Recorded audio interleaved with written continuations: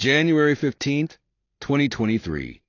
Hartsfield-Jackson Atlanta International Airport, a bustling travel hub where millions pass through every year, each carrying their own stories, their own destinations.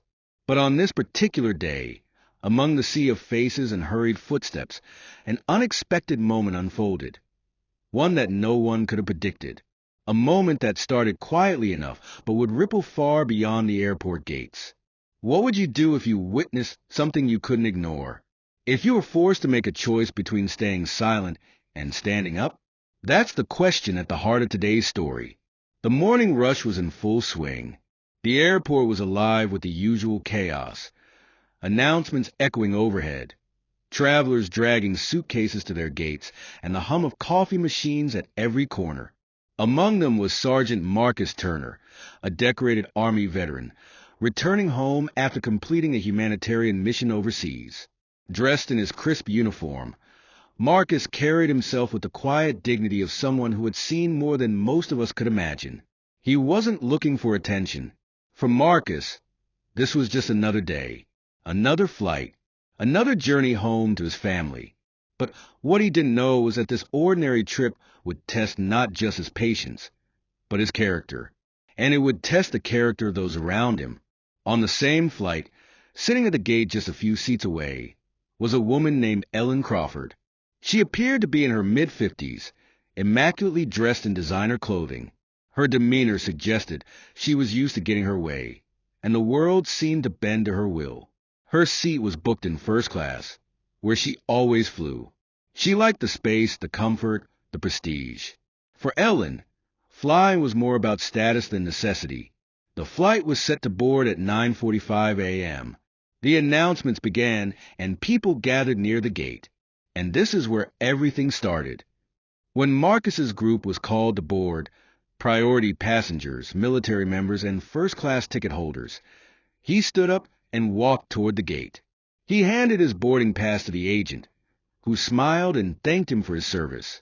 As he stepped onto the jet bridge, Ellen followed closely behind. But something about Marcus caught her attention. It wasn't the uniform. It wasn't his calm demeanor. It was something else, a difference that she couldn't seem to ignore.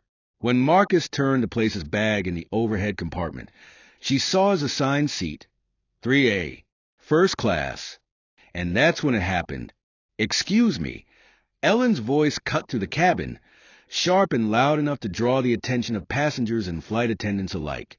She was standing just a few feet from Marcus, her face a mix of disbelief and indignation. "Are you sure you're in the right seat?" Marcus looked at her, confused at first. He glanced at his ticket and nodded. "Yes, ma'am, this is my seat." But Ellen wasn't satisfied. She turned to the flight attendant, her tone escalating. "I need to speak to someone about this. There's clearly been a mistake. I paid for first class, and I know this seat wasn't available when I booked." The attendant, trying to defuse the situation, assured her that there was no mistake. Marcus had every right to be there. But Ellen wouldn't let it go. Her voice grew louder, her words harsher. "I don't see how someone like him could afford a first-class ticket. This is unacceptable." Her words hung in the air, heavy and unfiltered. The cabin grew quiet. Passengers looked on, some shocked, others pretending not to notice. Marcus didn't respond. He simply sat there, his hands folded in his lap, his eyes fixed on the seatback in front of him. But what Ellen didn't realize was that someone was watching, someone who wasn't about to stay silent.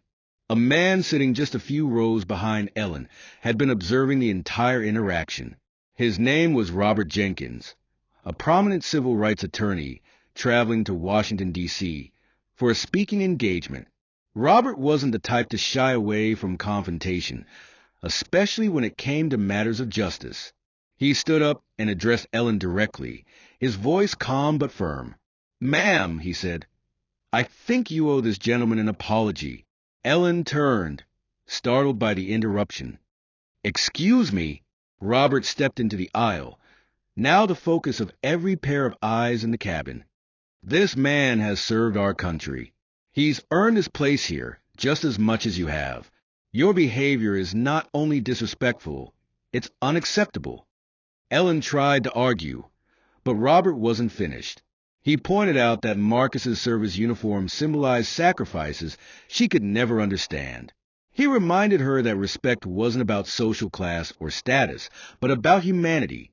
The tension in the cabin was thick, but Robert's words began to shift the atmosphere. One by one, other passengers started to speak up, voicing their support for Marcus.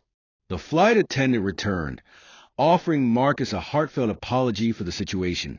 Even the pilot came out of the cockpit to ensure everything was resolved before takeoff. Ellen, realizing she was outnumbered, sank back into her seat, silent and visibly shaken. As the plane took off, Marcus remained quiet, but he couldn't ignore the looks of support and appreciation from the other passengers.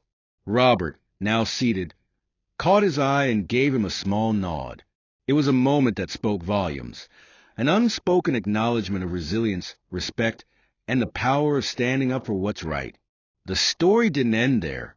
Several passengers shared the incident on social media, and it quickly went viral. News outlets picked it up, sparking conversations about prejudice, privilege, and the importance of allyship. Marcus's story became a reminder of the work still needed to create a more equitable world, and the role each of us plays in that journey.